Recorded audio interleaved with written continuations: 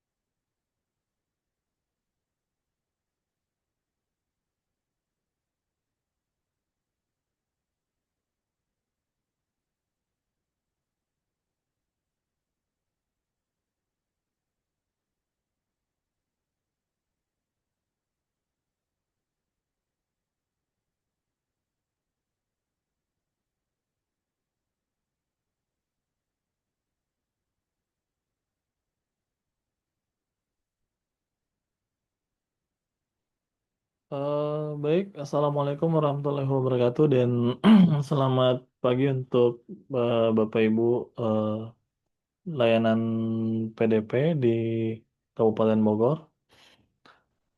Adapun eh, tujuan kita pada hari ini, tujuan kita meeting pada hari ini yaitu adalah lanjutan dari eh, capacity building pada hari Senin ya kalau nggak salah tanggal 15 Desember 2025 yang mana pada waktu itu kita mempunyai rencana tindak lanjut adalah melakukan praktikum dari hasil materi yang didapatkan sebelumnya pada tanggal 15 Desember.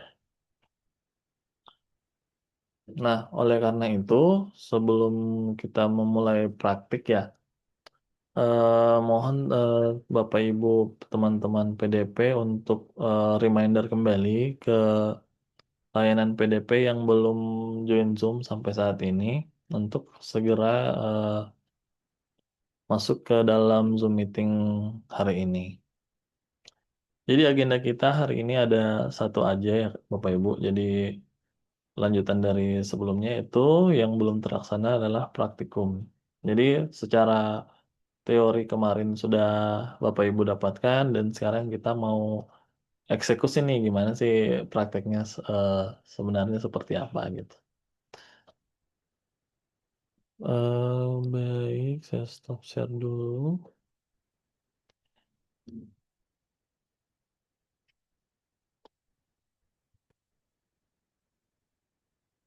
Oh iya, untuk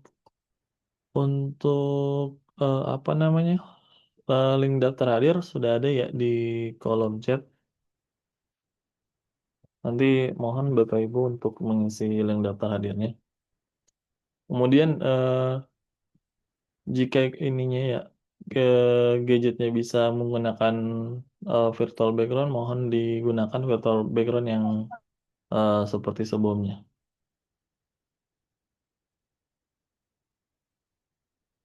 Hmm.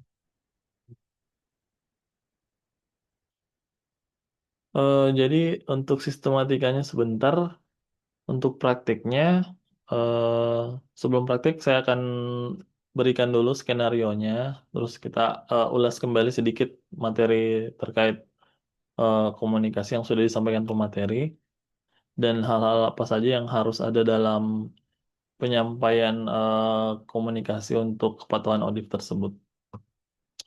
Saya izin untuk ulas kembali ya materi yang sudah didapatkan pada hari Senin kemarin. Mana ya?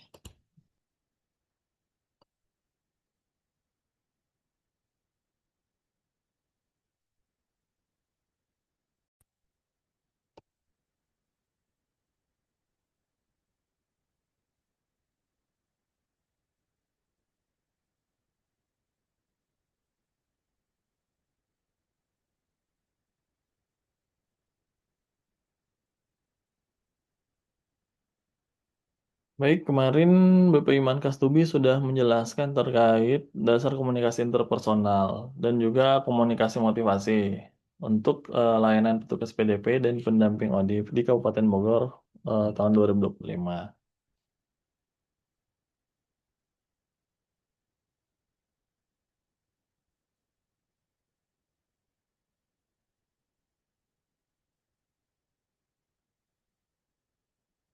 Nah, tentunya kemarin berdasarkan eh, materi yang disampaikan oleh Pak Iman, tentunya penuh harapan bahwa petugas dan pendamping ODIF ini mampu melakukan edukasi kepatuhan minum obat pada ODIF. Nah, adapun indikator keberhasilan dari proses pembelajaran ini yaitu tentunya teman-teman Bapak Ibu PDP dan pendamping memahami bagaimana sih komunikasi interpersonal untuk edukasi kepatuhan minum obat ODIF, dan yang kedua adalah mempraktikkan komunikasi interpersonal dalam memberikan edukasi kepatuhan minum obat terhadap ODIF. Nah, ini adalah mengapa eh, kepatuhan itu sangat penting ya. Kemudian, nah ini mengulas kembali sedikit ya mengenai apa sih komunikasi interpersonal itu. Jadi eh, di sini dari sumber yang didapatkan bahwa proses komunikasi interpersonal itu adalah proses penyampaian pesan verbal dan nonverbal yang antara dua orang atau lebih yang saling mempengaruhi dan bertujuan untuk membangun pemahaman, kepercayaan, dan hubungan yang bermakna. Nah, tentunya dalam layanan HIV itu, komunikasi interpersonal ini merupakan salah satu fondasi untuk layanan yang berpusat pada manusianya. Biasa disebut oleh person centered care. Nah, tadi sudah disebut ada dua ya, komunikasi verbal sama nonverbal dalam hal komunikasi interpersonal. Di mana di sini ada disebutkan bahwa komunikasi verbal yang efektif sebagaimana dicontohkan yaitu sederhana dan mudah dipahami, juga tidak menyalahkan, serta suportif atau menguatkan. Bisa Bapak Ibu lihat contohnya di sini, contohnya itu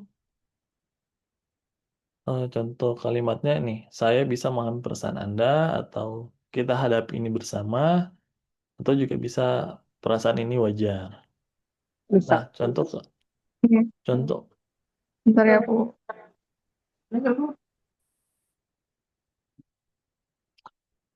nah, contoh kalimat yang dihindari yaitu seperti makanya jangan, atau sudah saya bilang, atau harusnya dari dulu. Nah, contoh-contoh kata-kata seperti itu tuh eh, tolong kalau bisa dihindari ya.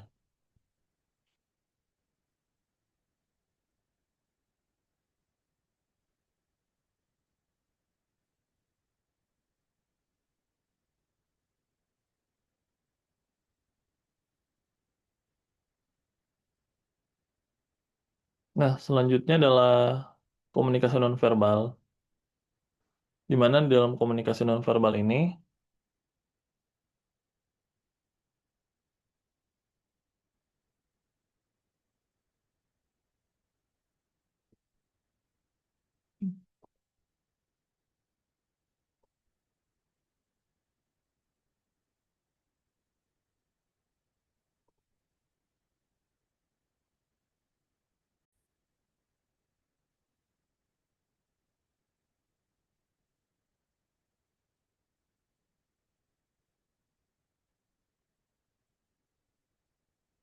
nah, dalam komunikasi nonverbal ini ada pesan emosional yang harus kita sampaikan. Nah, dalam menyampaikan pesan emosional itu tentunya ada hal-hal yang harus kita ketahui dan harus diperhatikan. Yang pertama adalah kontak mata yang hangat. Kemudian ada nada suara yang tenang.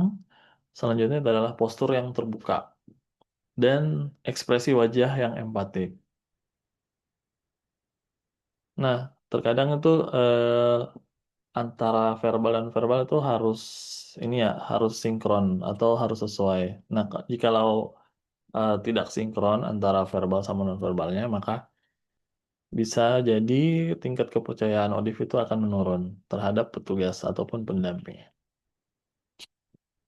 Nah, ini adalah salah satu hal yang penting juga dalam komunikasi interpersonal, adalah keterampilan mendengarkan aktif, di mana Bapak Ibu eh, petugas PDP dan juga pendamping memiliki keterampilan mendengarkan aktif harus cukup eh, terampil ya. Ada beberapa hal yang harus diperhatikan dalam keterampilan ini adalah pertama adalah fokus untuk mendengarkan penuh eh, apa-apa saja yang dikatakan oleh Odif, kemudian tidak memotong pembicaraan ketika si Odif ini sedang berbicara, kemudian memberikan feedback atau umpat balik, dan merangkum isi dan perasaan klien. Selanjutnya, yang tidak kalah penting adalah mengelola emosi. Nah, Odif ini dapat mengalami seperti rasa takut, marah, sedih, dan putus asa. Di mana di sini ada peran petugas dan pendamping seperti mengakui emosi klien, tidak menyangkal atau menghakimi, dan juga menguatkan harapan secara realistis. Nah, apa sih urgensi dari komunikasi interpersonal? Sini ada 5 hal penting ya, urgensinya, mengapa itu penting, hal ini penting. Pertama adalah mengurangi stigma dan diskriminasi. Yang kedua adalah membangun kepercayaan Odif, kemudian membantu Odif menerima hasil atau diagnosisnya, kemudian meningkatkan kepatuhan, dan memperkuat dukungan psikososial terhadap Odif. Nah, tentunya dalam menyampaikan pesan-pesan ataupun ketika memberikan konseling terhadap Odif, tentunya ada etika dalam berkomunikasi, terutama khususnya dalam layanan HIV ya. Pertama adalah kita harus menjaga kerahasiaan status dari Odif tadi, kemudian menghindari bahasa yang stigma, kemudian menghormati keputusan dari Odif, dan mengedepankan nilai kemanusiaan. Nah, ini adalah peran komunikasi interpersonal ya, untuk petugas dan juga pendamping. Nah, untuk petugas sendiri ada beberapa poin penting, yaitu menyampaikan informasi medis secara jelas dan manusiawi. Kemudian mengolah komunikasi yang sensitif, kemudian menjaga kerahasiaan dan etika layanan, seperti yang sudah dijelaskan sebelumnya ya terkait kerahasiaan dan etika. Kemudian untuk pendamping sendiri, apa sih peran dari pendamping di sini?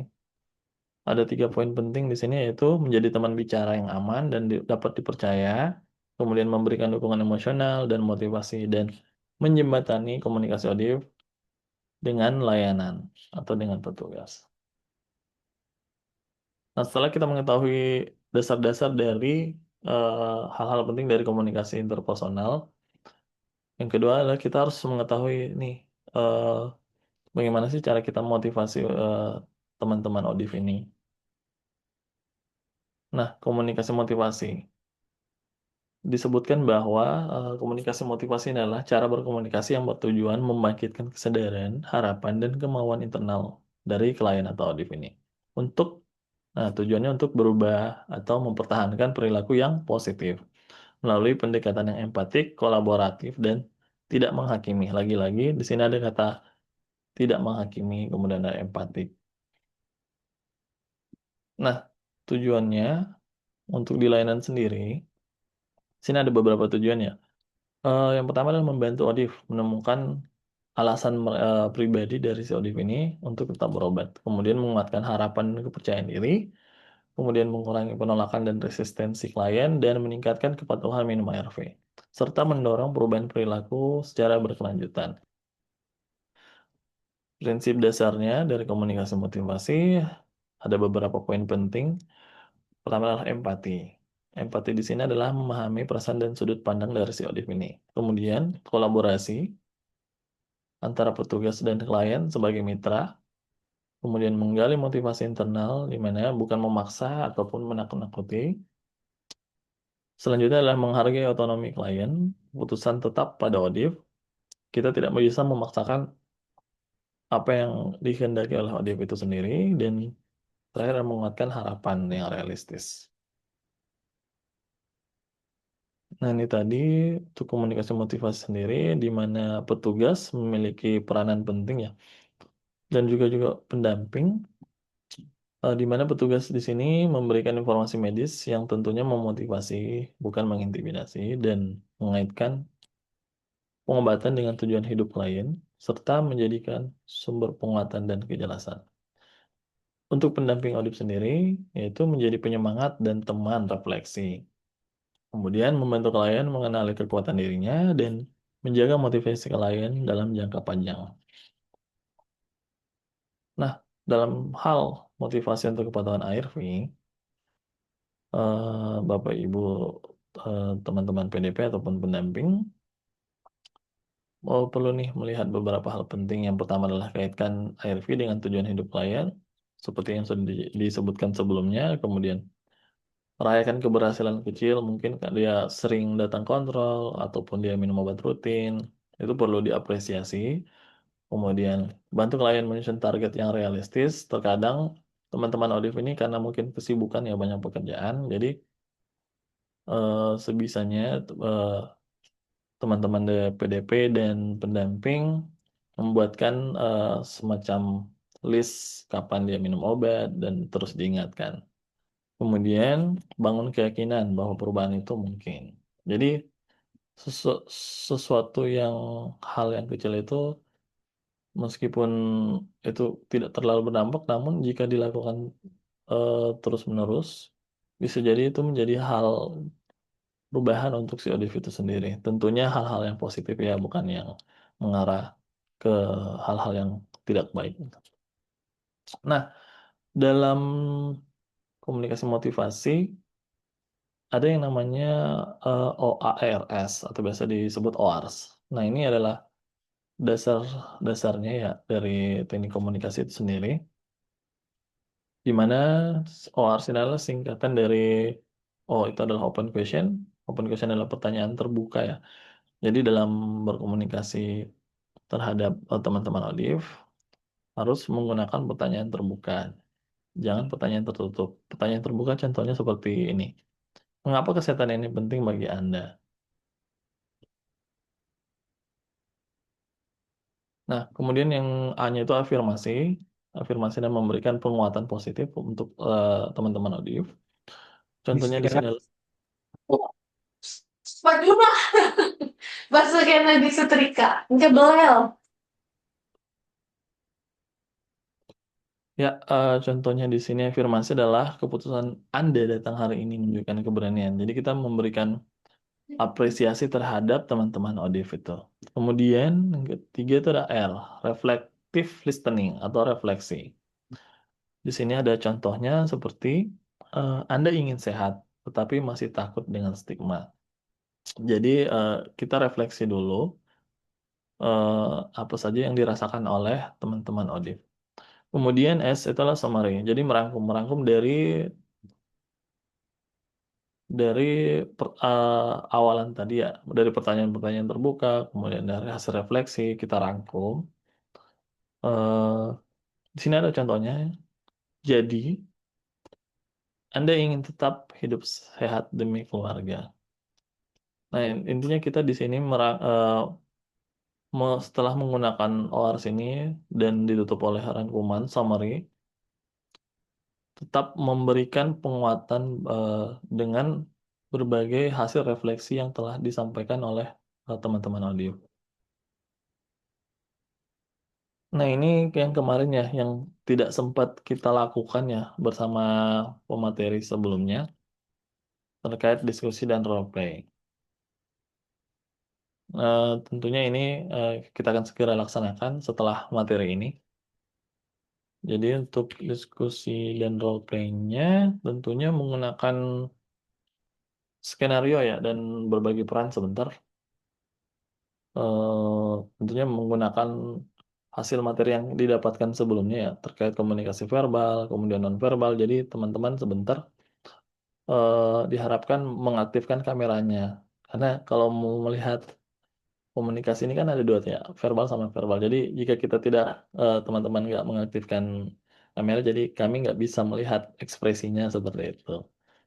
Kemudian ada menggunakan kalimat motivasi dan refleksi bersama.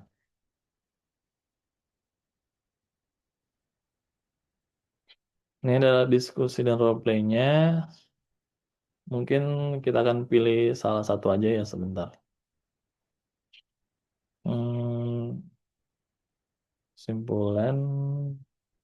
Nah, ini adalah sumbernya. Untuk materinya sebenarnya sudah ada ya. Saya udah bagi, kalau nggak salah udah dibagikan di grup PDF.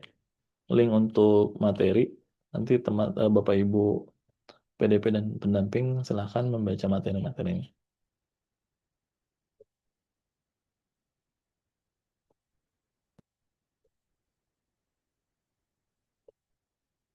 Baik, saya izin searching lagi. Ada satu materi yang juga tidak kalah penting ya. Mana dia?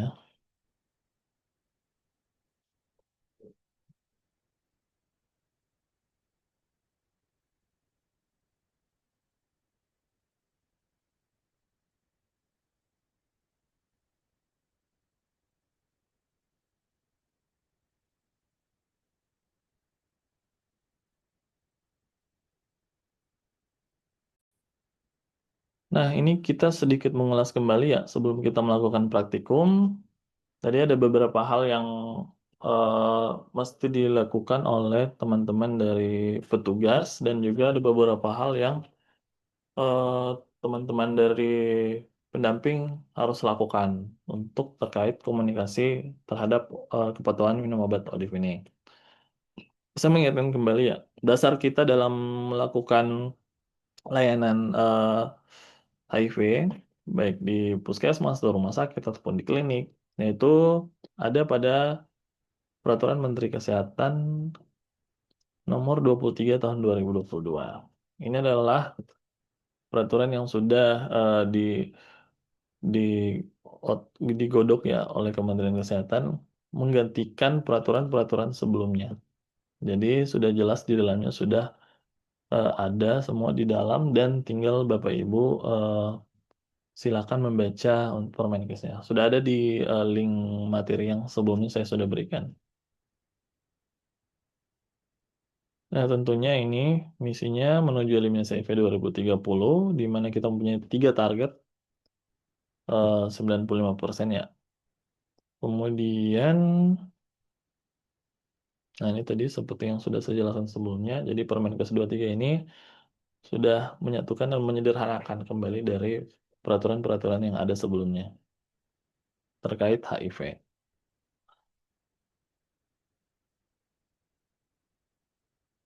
Nah, di dalam peraturan itu sendiri terdapat salah satu fokusnya adalah fokus pada KIE ya. Kemudian terutama pada kepatuhan dan juga fokusnya merangkul mitra, di mana mitra ini adalah tenaga kesehatan dan juga masyarakat ataupun komunitas untuk pelayanan atau penanggulangan HIV ini. Nah, di dalam Permenkes sendiri yang Bapak Ibu perlu ketahui, ini adalah hal yang sangat penting untuk KIE, kepatuhan ARV. Jadi ada 6 poin penting, nanti bisa Bapak Ibu lihat juga di Permenkesnya. Yang pertama adalah kesiapan dan kendala pasien. Kemudian yang kedua, keuntungan pengobatan dini. Yang ketiga, jenis obat, dosis, dan jadwal. Yang keempat, manajemen efek samping. Dan kelima, interaksi dengan obat lain, serta perlunya kontrol ulang. Jadi 6 poin ini wajib ada pada saat Bapak Ibu memberikan konseling ya, atau komunikasi interpersonal pada teman-teman ODIF. Karena ini sudah kayak standar baku ya yang ditetapkan oleh Permenkes nomor 23 tahun 2022. Jadi 6 poin penting ini harus ada dalam komunikasi terhadap ODIF.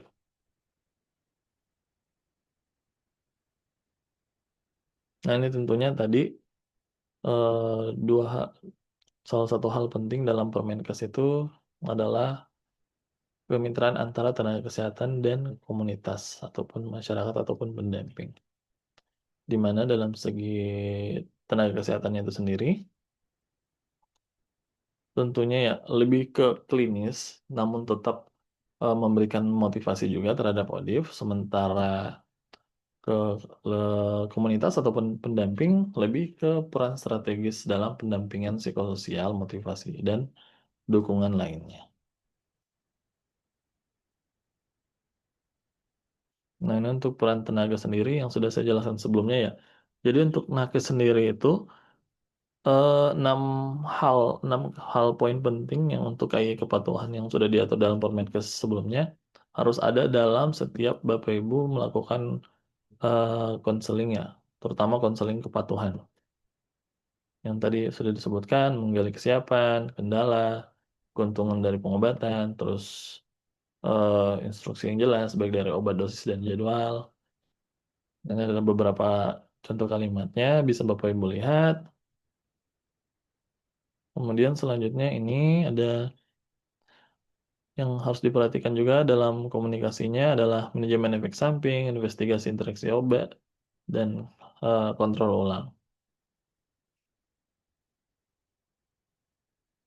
Kemudian, nah ini untuk pendamping. Nah, di sini pendamping itu lebih ke sebagai teman dari si Odif ini, teman berbagi cerita dan teman memberikan dukungan psikososial dan spiritual dan lain sebagainya. Nah, contohnya di sini adalah menjaga keberlangsungan pengobatan dengan memberikan motivasi tentunya, kemudian kelompok dukungan sebaya dan menjadi role model dan berbagi tips ataupun pengalaman yang sudah didapatkan oleh teman-teman pendamping, kemudian menjangkau dengan cara membujuk teman yang putus obat atau lost to follow up untuk balik ke layanan. Tentunya dengan cara motivasi yang eh, sungguh-sungguh.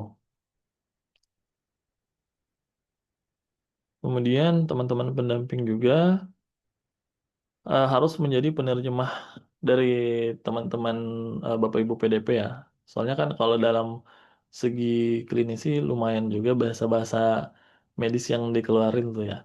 Jadi lebih menyederhanakan lah informasi medis yang didapatkan itu. Istilahnya kita memparafrase kalimat atau kata yang sulit menjadi lebih sederhana. Contohnya di sini, nah ini menjelaskan konsep viral load atau cara kerja ARV. Nah, ini diganti nih, jadi viral load, jadi virus itu tidur gitu. Contohnya seperti itu ya. Kemudian teman-teman pendamping juga memberikan edukasi untuk lingkungan dan juga keluarga dari si ODIF ini. Kenapa harus ini edukasi ini penting? Karena itu tadi ada poin stigma yang harus kalau bisa ditiadakan ya stigma terhadap ODIF itu karena dari cara penularannya juga ini bukan penyakit menular langsung ya seperti TB ataupun penyakit menular lain langsung lainnya gitu. Nah, secara garis besar untuk perbandingan peran klinisi dan eh, pendamping seperti ini ya Bapak Ibu bisa dilihat di slide. Nah, menggali kesiapan dan lain sebagainya. Intinya yang untuk klinis itu ada di 6 poin penting yang ada di Permenkes. Itu kunci untuk KIE kepatuhan untuk klinisi atau petugas PDP. Kemudian untuk pendamping sendiri, seperti yang sudah saya sebutkan sebelumnya, mereka lebih ke memberikan pengalaman atau sebagai teman, teman cerita terhadap ODIF itu. Di mana fokusnya adalah empati dan motivasi. Mana di sini teman-teman eh, pendamping memberikan pengalaman, motivasi, kemudian juga menyederhanakan informasi yang sudah didapatkan dari eh, klinisi dan juga pendekatannya tanpa menghakimi. Nah, kurang lebihnya konsep kerjanya seperti ini ya Bapak Ibu ya. Tentunya ini tenaga kesehatan, komunitas saling bermitra, dan juga didukung oleh keluarga, pemerintah, dan juga fasilitas kesehatan dalam hal pelayanan orang dengan HIV. Baik, itu yang bisa kami sampaikan. Eh, Mungkin sekarang kita beralih ke ini ya. Kita beralih ke praktikum ya Bapak Ibu ya. Eh, Sebelumnya bagi yang belum mengisi link daftar hadir, silakan mengisi link daftar hadirnya. Saya kirim di kolom chat ya. Dan juga mohon disampaikan ke teman-teman PDP ataupun pendamping dari Female Plus ya kalau nggak salah yang hadir kemarin untuk segera masuk ke dalam Zoom meeting hari ini. Baik, jadi aturan skenario, aturan praktiknya Jadi kita bagi ya. Jadi saya akan buat breakout rooms. Nanti saya panggil bertiga ya. Jadi teman-teman nanti ganti-gantian saja. Jadi ada yang jadi eh, petugas, kemudian ada jadi pendamping, kemudian ada yang menjadi odifnya. Jadi izin ya, saya buat breakout roomnya dulu.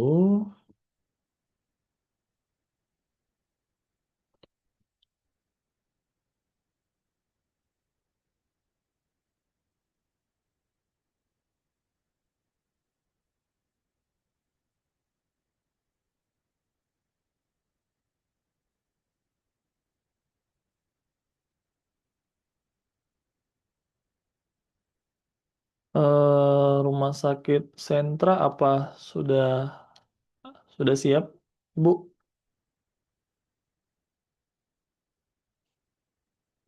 Mic-nya masih mati, Bu.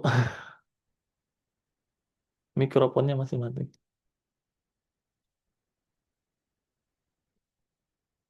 Mic-nya, Bu, mic-nya masih mati, Bu.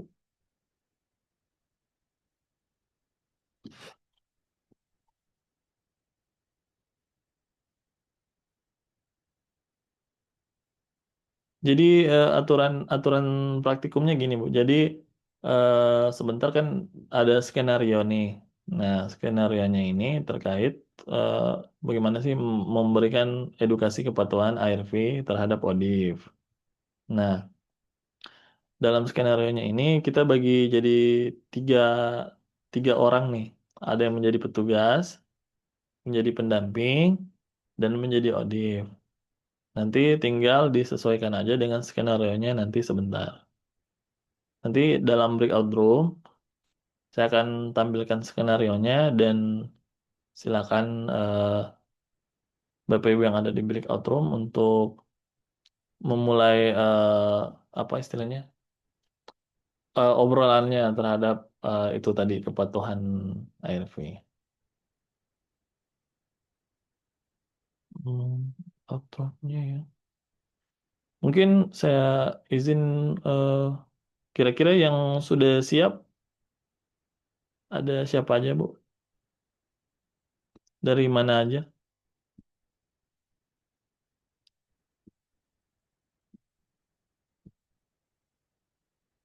Mungkin dari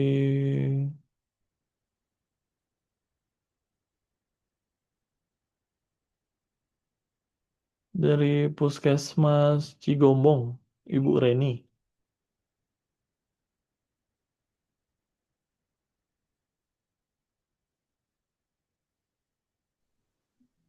Ya, maaf sambil pelayanan ini. Oh, siap Bu. Baik. Mungkin sebentar ya Bu.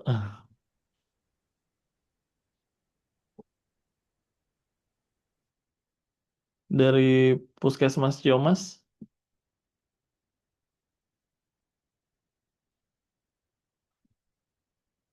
Ibu Friska.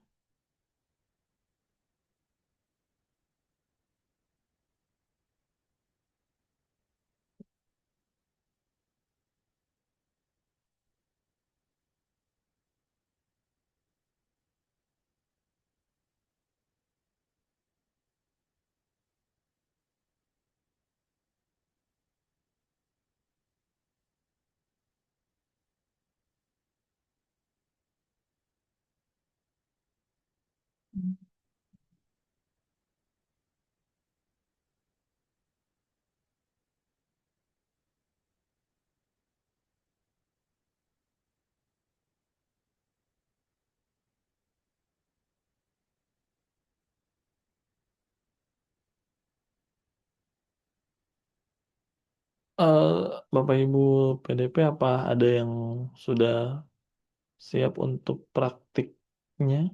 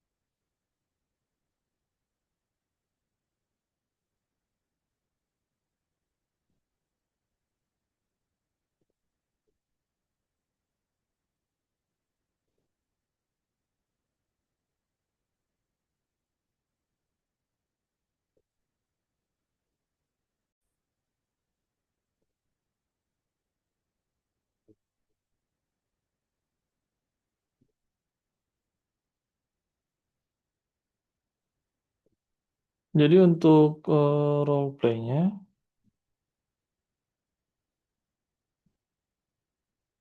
untuk ininya role play-nya di sini ada kita ngambil satu kasus aja ya. Skenario-nya yaitu Budi 40 tahun adalah ODIF yang sudah rutin minum ARV selama 1 tahun. Namun, setelah status HIV-nya diketahui keluarga, ia mengalami penolakan dan perlakuan diskriminatif. Budi merasa sedih, marah, dan mulai berpikir untuk berhenti berobat karena merasa tidak lagi didukung.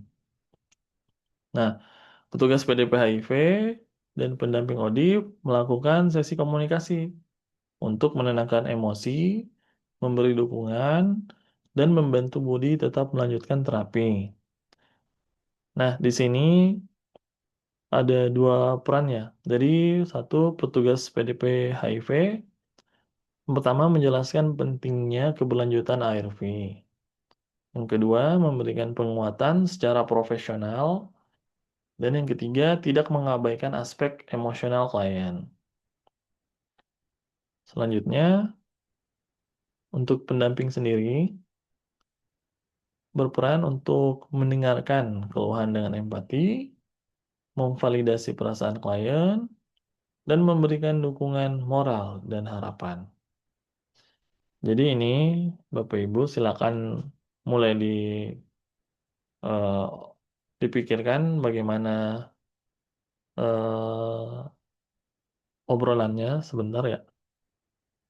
Dalam skenario ini nanti kita bagi jadi masuk di breakout room dan menjelaskan terkait skenario ini.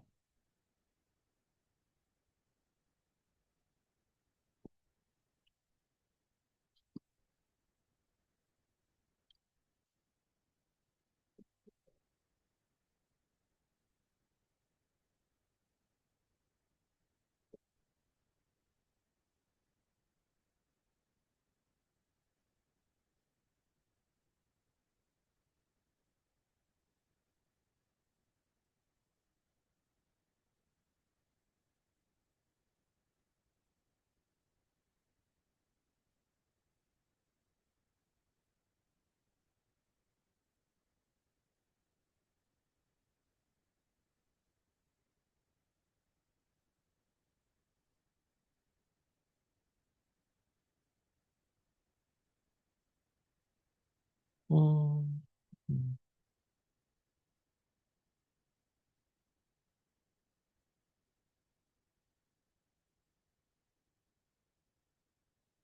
Mengingatkan kembali ya, untuk yang belum mengisi daftar hadir, silakan mengisi daftar hadir yang sudah kami tampilkan pada kolom chat Zoom.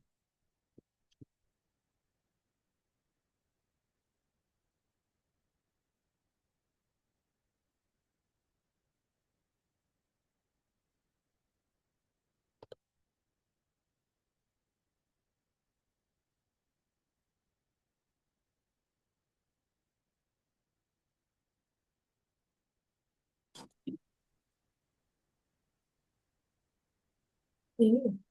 Itu berarti.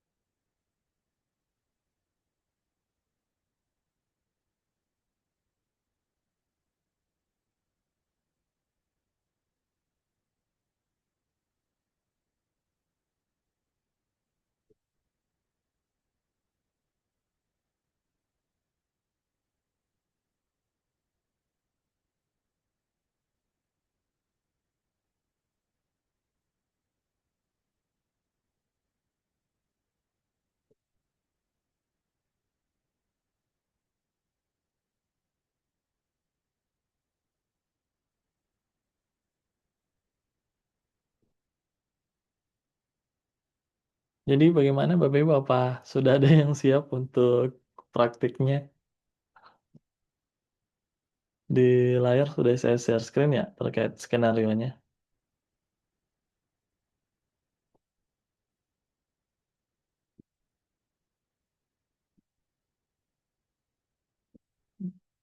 Jika ada yang sudah siap, silakan join di breakout room untuk kita mulai.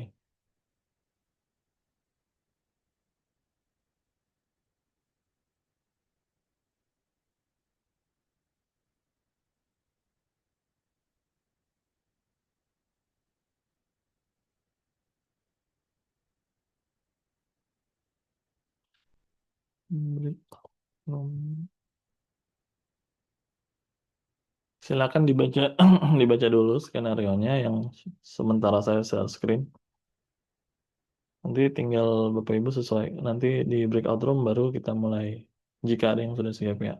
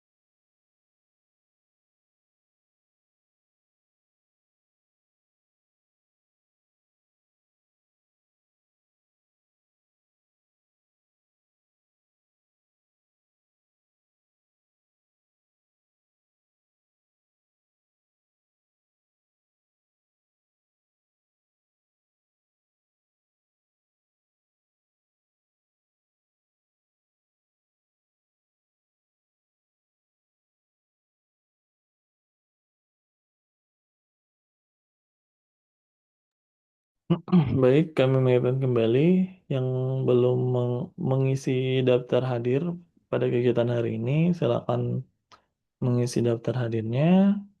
Link daftar hadir kami lampirkan pada kolom chat Zoom. Dan untuk agenda hari ini yaitu praktikum dari materi komunikasi interpersonal yang sudah didapatkan sebelumnya. Em, Silakan dibaca,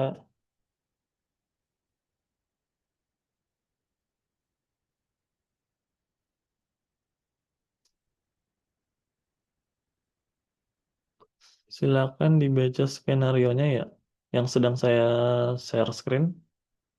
Nanti jikalau sudah siap, silakan raise hand ya atau info ke saya untuk kita masukkan ke breakout rooms. Jadi untuk ininya, untuk skenario-nya kan itu ada petugas sama pendamping ya. Bapak Ibu silakan baca dulu skenario-nya. Nanti Bapak Ibu bisa eh, karena itu ada berdua ya, bertiga dengan Odifnya ceritanya ya. Jadi bisa eh, bersama dengan teman-teman dari layanan masing-masing. Nanti tinggal join di breakout rooms-nya gitu. Jadi silakan Bapak Ibu baca dulu skenario-nya dan nanti jikalau sudah silakan di info ke saya.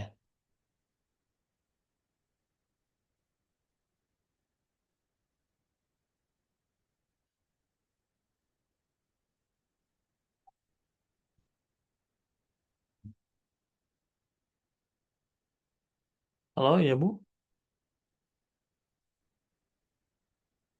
Halo Bu? Ya kan? Oh iya siap Bu, siap siap. Siap Bu, iya iya.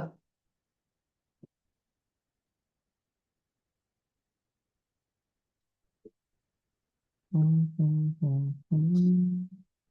Mana hilang?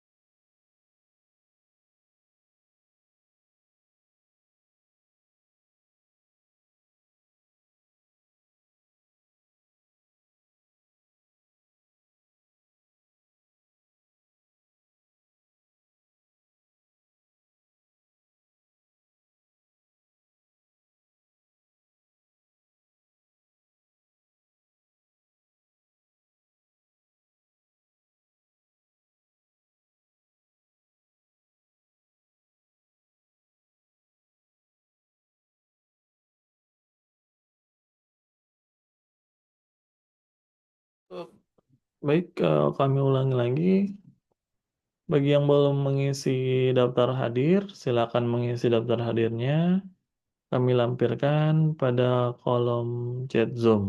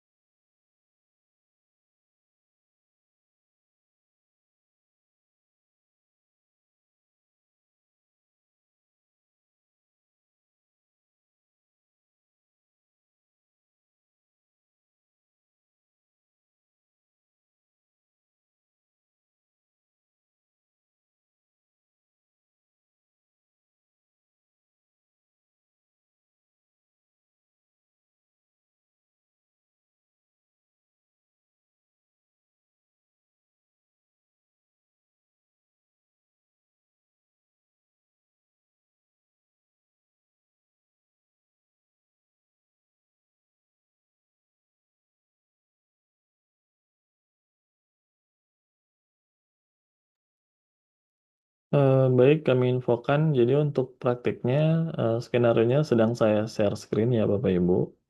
Silakan Bapak Ibu membaca dengan seksama skenario-nya. Jadi ada yang berperan jadi petugas, yang berperan jadi pendamping, dan salah satunya menjadi ODIF.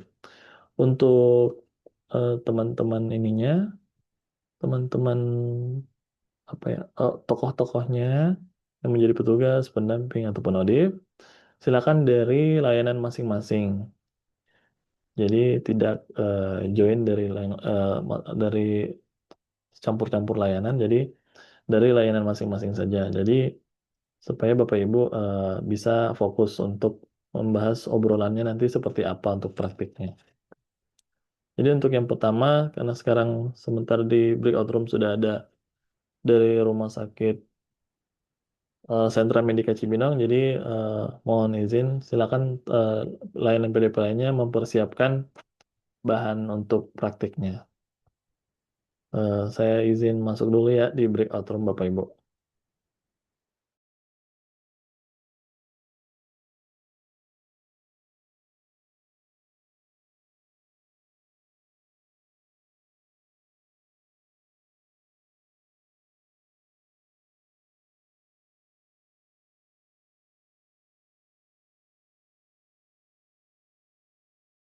Mas, halo Mas. Iya Bu, iya. Iya, udah bisa dimulai. Iya siap Bu, silakan. Ya, Mas. Saya jadi apa namanya? Satu pendamping, satu pasien. Ya, satu jadi klinisinya Bu, petugas PDP-nya.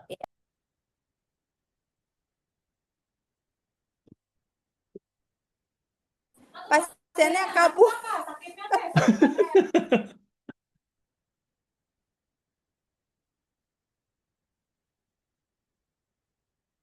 Ya Mas ya.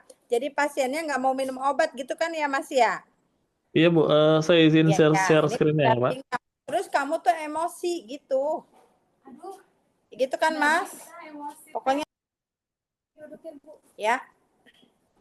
Halo Mas. Iya Bu, ya. Ya kita mulai ya. Sabar Bu ya. Oh, Mana?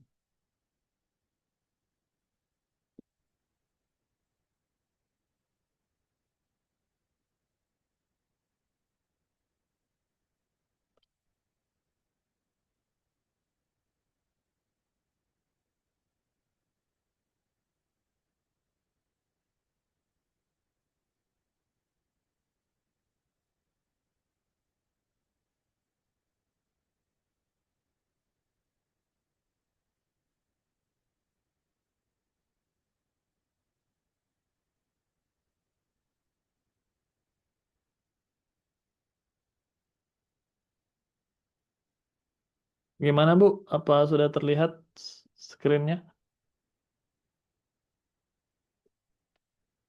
Mas, Mic-nya sudah mana? Mas, ini sedang saya bahas bertiga. Sebentar Oh, ya Mas. siap. Siap, Bu. Siap, Bu.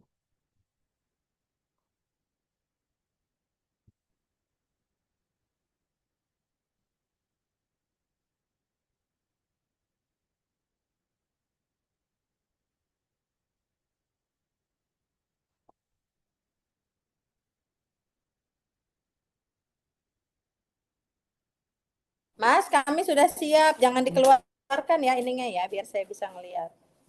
Baik, siap, Bu. Ya.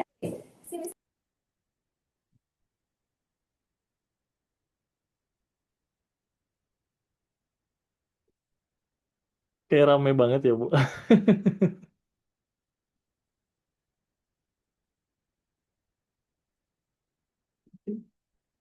Ini mic-nya masih mati, Bu.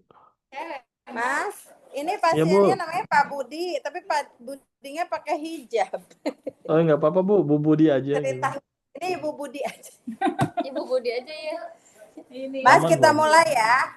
Siap, Bu. Silakan, Bu.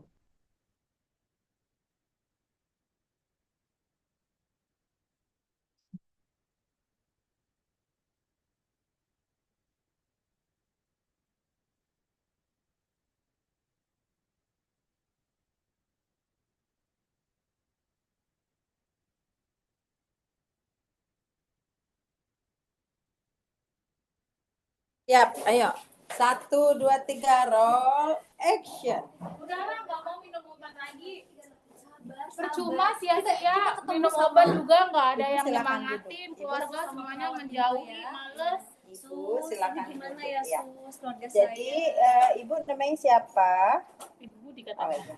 Ibu Budi, saya Tanjung, saya petugas di sini ya. Bagaimana coba terangkan dulu. Coba tarik Marah-marah napas terus nih, dulu. Bu. Iya, Ini gimana? pasiennya Awalnya marah-marah gimana? Coba. terus. Coba jelaskan Ya, dulu kenapa. percuma minum obat sia-sia. Ngapain minum obat? Mereka menjauhi saya diasingkan, saya nggak ditemenin, saya nggak diajak ngobrol. Saya masih ada di sini, Bu. Gimana nih, Bu, solusinya, Bu? Ibu Budi, sebentar ya, saya jelaskan dulu. Ibu kan sudah minum obat selama 1 tahun ya. Kita tahu keberhasilan Ibu tuh kemarin sudah diperiksa viral load yang dites lagi. Sudah Udah. belum? Iya. Jadi obat itu tidak boleh berhenti, Bu, gitu ya. Kenapa? Emang kenapa Ibu mau berhenti? Kenapa? Ada apa? Ya, karena setelah mereka tahu saya sakit apa, mereka jadi menjauhi saya. Mereka ngomongin saya di belakang saya. Mereka menjelek-jelekan saya. Nah, masih ada saya. Saya di sini kok buat Ibu ya. Iya. Ini kan ada Bahana sebagai pendamping, saya di sini sebagai petugas. Jadi untuk ARV itu obat yang Ibu minum itu tidak boleh putus ya. Tetap semangat ya Bu ya. Mas, gimana Mas? Ini Ibu diikuti dengan tujuan tadi perannya. Iya, sudah. Saya kan mau menjelaskan pentingnya ARV, terus memberi penguatan. Yang Terus yang 6 pendampingnya mendengarkan keluhan dengan empati, terus memvalidasi perasaan klien. Habis itu memberi dukungan moral dan harapan. Iya, sebenarnya kalau untuk petugasnya kan tadi sebelum yang saya sampaikan ya Bu, yang terkait 6 poin itu yang ada di Permenkes tuh. Iya. Nah itu lebih kuatnya di situ sih kalau untuk petugas yang 6 poin tadi. Tetapi Iya. tetap yang motivasi kan tetap ada gitu. Iya. Kalau pendamping mah ya lebih ke psikososialnya ya. Iya. Terus gimana? Nilainya berapa? Masih 80 apa udah 100? Mungkin Bu boleh kita coba satu skenario lagi ya? Oke, boleh. Saya Yang izin mana? share screen ya. Ini mah kita artis sebenarnya non soalnya. Apa Nah, sudah ini terlihat Bu? Oh sudah. Ini Siti Ya. namanya 35 tahun, adalah ODIP yang menjalani terapi selama 8 bulan. Dalam 3 bulan terakhir ia sering lupa minum obat dan jarang datang kontrol karena merasa lelah dan bosan dengan pengobatan seumur hidup. Siti merasa bersalah dan takut dimarahi petugas sehingga mulai menghindari layanan. Petugas PT PHIP dan pendamping ODIP melakukan komunikasi lanjutan untuk menggali penyebab ketidakpatuhan dan menyusun solusi yang realistis bersama klien. Peran petugasnya menjelaskan dampak ketidakpatuhan ARV secara jelas dan tidak mengancam. Yang kedua, mengajak klien menyusun rencana minum obat yang realistis. Yang ketiga, menjaga suasana komunikasi tetap aman dan suportif. Yang pendampingnya mendengarkan keluhan pasien, menguatkan klien agar tidak merasa disalahkan. Yang kedua, membantu klien menemukan strategi pengingat. Mas, untuk saya petugasnya bagaimana Mas? Hanya ini aja, ada tambahan lagi gak? Itu yang penting intinya yang 6 poin yang di Permenkes tadi sih Bu, yang terkait apa namanya? Identifikasi kesenjangannya apa gitu. Kemudian Apa Mas? yang ada di 6 poin yang Permenkes tadi Bu, yang saya jelaskan. Yang terkait mengidentifikasi kendalanya apa gitu. Kendala si ODIP. Ya, Kemudian terus apalagi Mas? itu penggunaan obatnya seperti apa, jadwal dan lain sebagainya. Mungkin itu sih Bu kalau yang intinya. Oh ya udah, oke. Ya. Lihat dulu dampak ketidakpatuhan. Mengidentifikasi gejala. Lihat dulu ya Mas. Baca dulu ya. Ya, Bu, silakan. Ketidakpatuhan.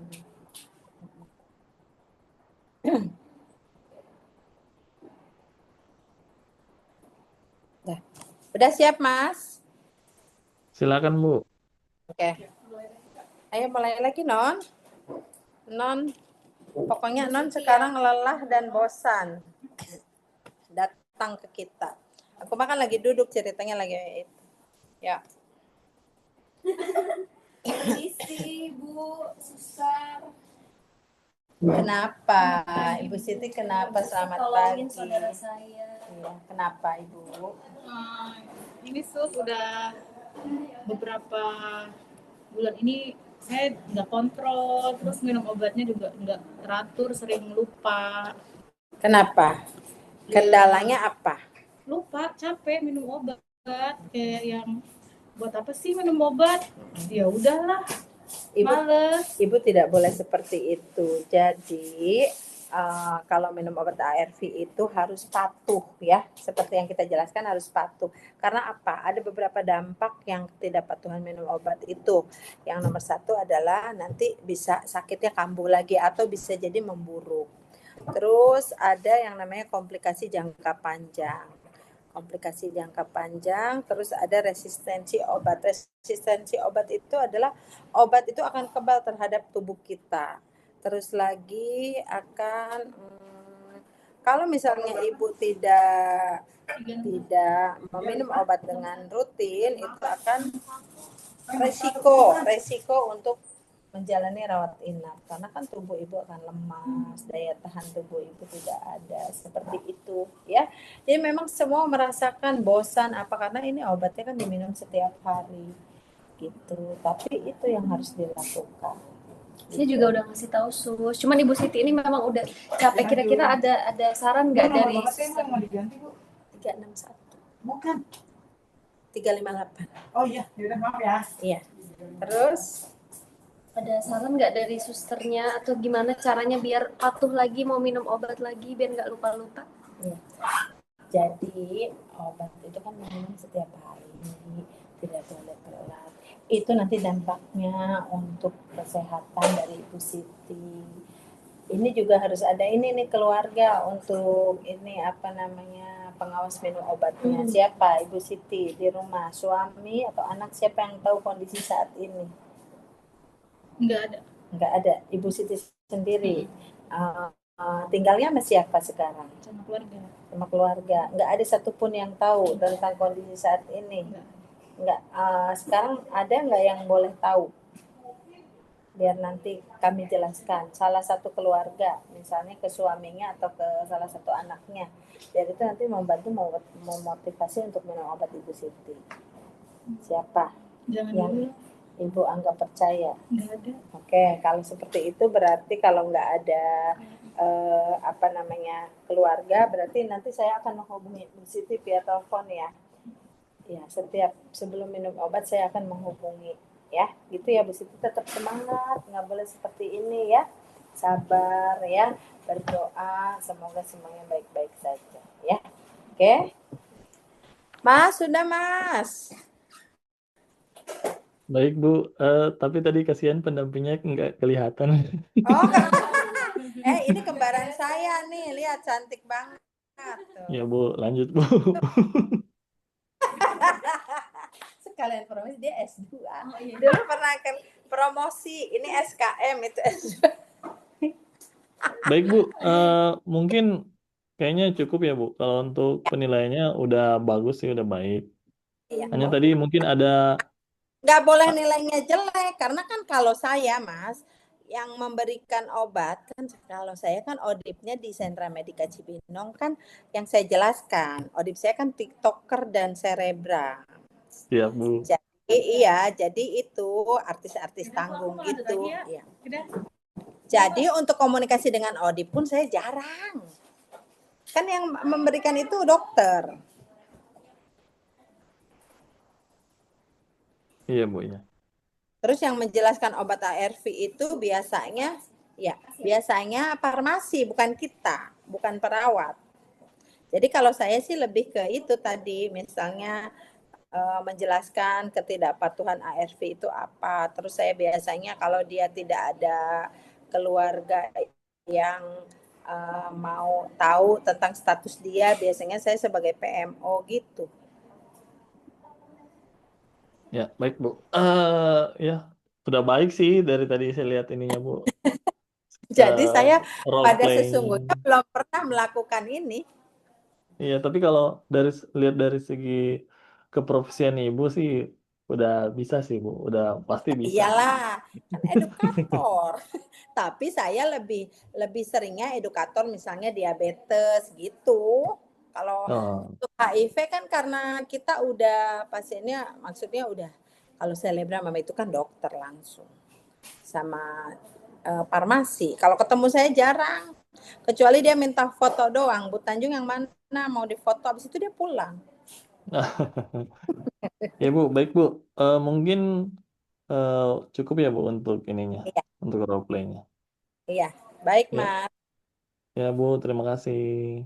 Kasih kembali.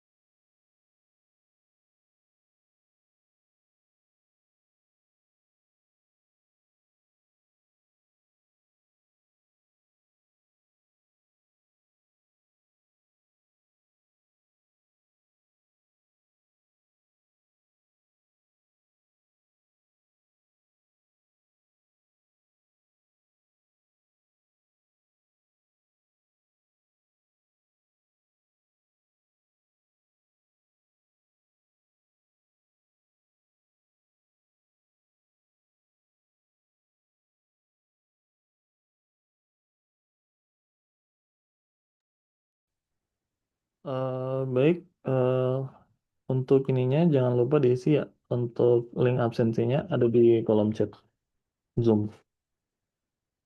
Baik, tadi udah terlaksana role play dari Rumah Sakit Sentra Medika Cibinong dan sangat luar biasa role playnya ya.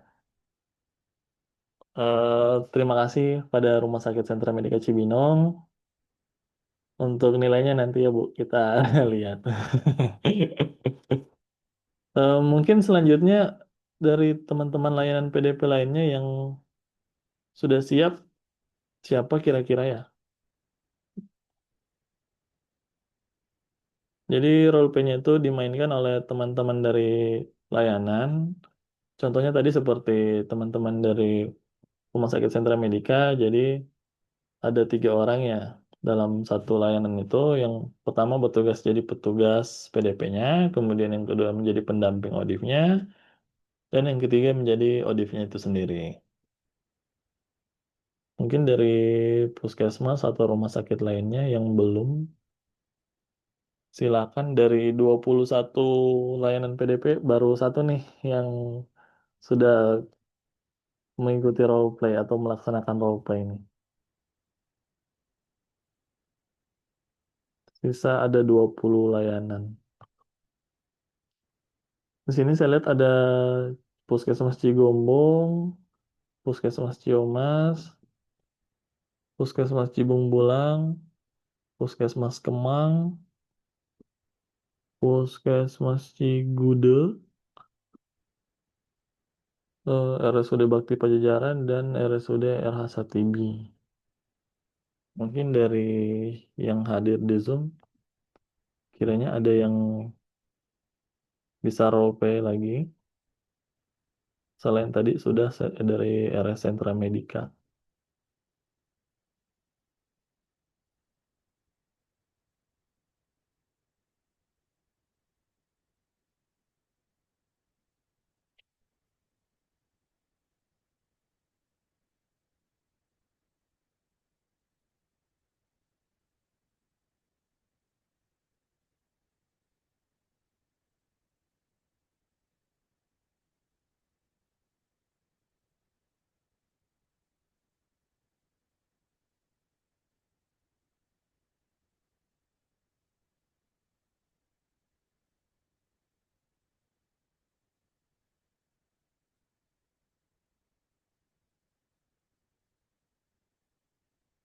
Mungkin bagi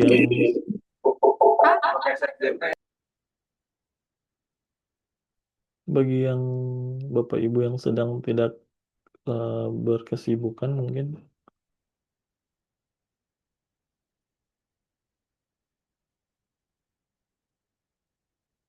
ya kami ulangi untuk link daftar hadir sudah kami lampirkan pada kolom chat Zoom. Silakan bagi yang belum mengisi agar segera mengisi link daftar kehadiran pada kegiatan hari ini.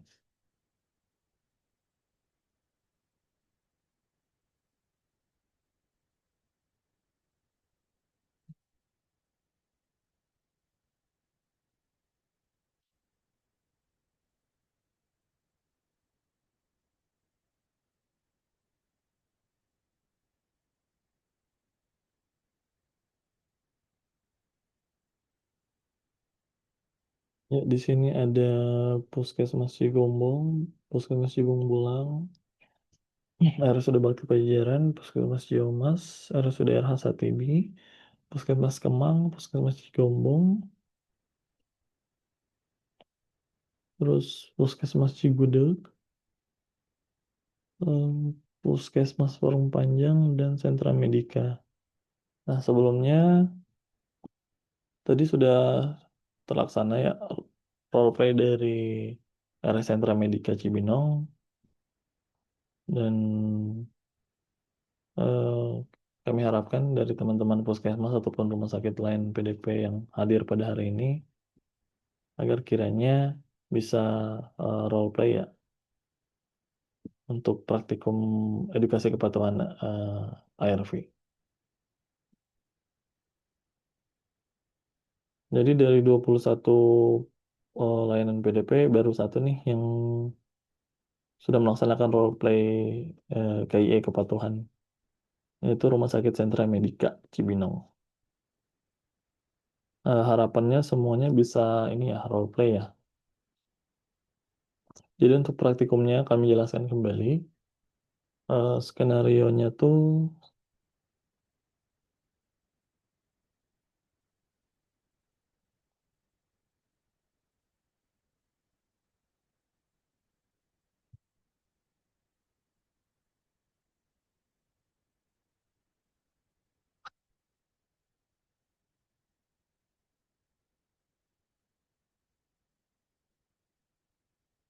skenario-nya seperti yang saya sedang share screen ya. Jadi Bapak Ibu layanan PDP silakan membaca dulu skenario-nya. Jadi nanti seperti yang dilakukan dari teman-teman RS Medika Cibinong sebelumnya tadi terkait roleplay. Jadi ada 3 tokoh di sini. Yang pertama adalah ODIF, kemudian eh, petugas PDP dan pendamping. Nanti ketiganya mempunyai peranan masing-masing. Nanti Bapak Ibu silakan mengatur siapa yang jadi petugas, siapa yang menjadi pendamping, dan siapa yang menjadi ODIF. Nanti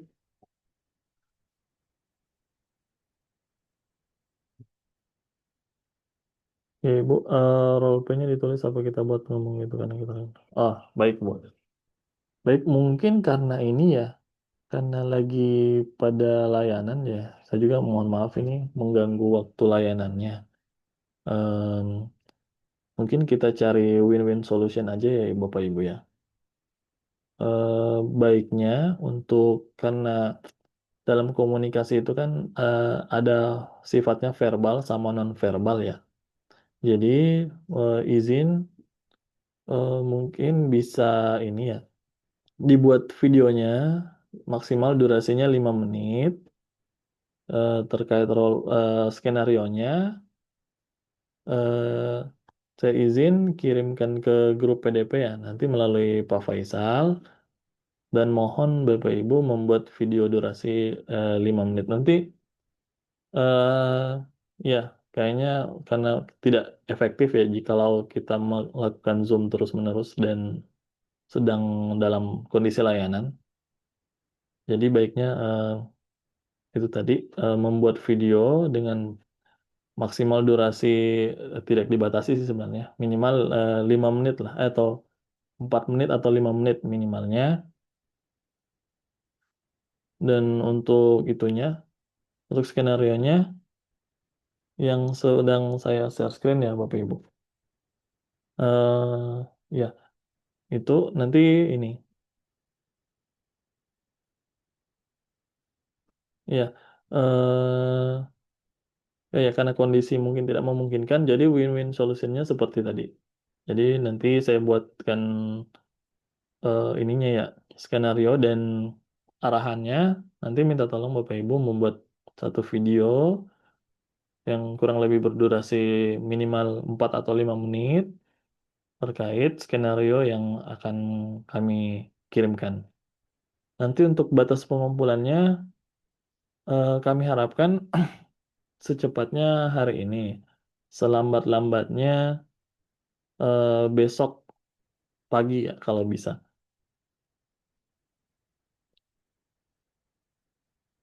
Ya, jadi untuk tokohnya itu ada 3 ya, Odif menjadi yang satu Odif, yang satu petugas PDP dan satu pendamping. Mungkin itu untuk penjelasannya.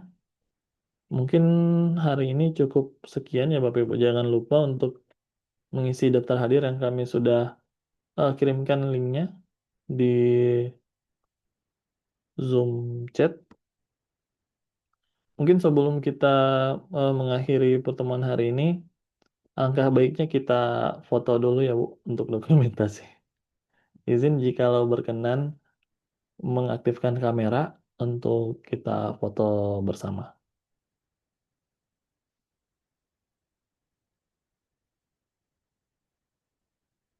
Baik Bapak Ibu yang mau mengaktifkan kameranya, silakan Bapak Ibu.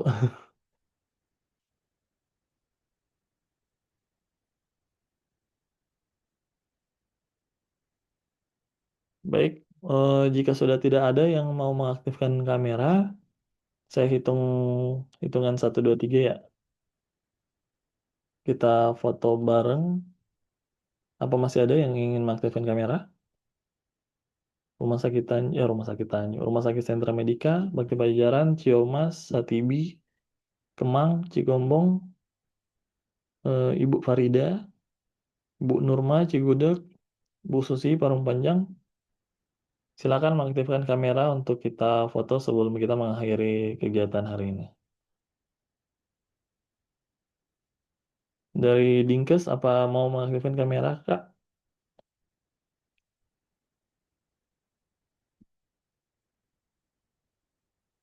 Ibu Friska, Ibu siapa ini? RSUD RH Satibi, Kemang, Cigombong, Parung Panjang, Ibu Farida. Silakan jika berkenan mengaktifkan kamera.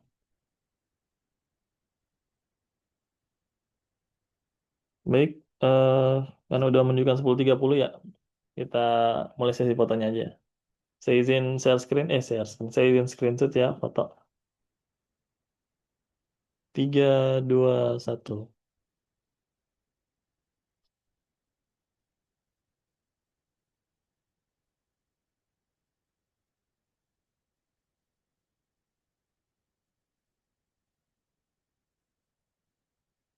Baik, Ibu. Oh, ada ya. Ulang.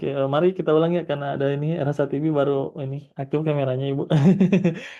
Mungkin Ibu Friska dan Ibu Kemang, Puskesmas Kemang, Cigombong, Ibu Farida, masih ada yang mau aktifin kameranya atau gimana? Oke, baik. Saya hitung 3, 2, 1 ya. Izin screenshot 3, 2, 1.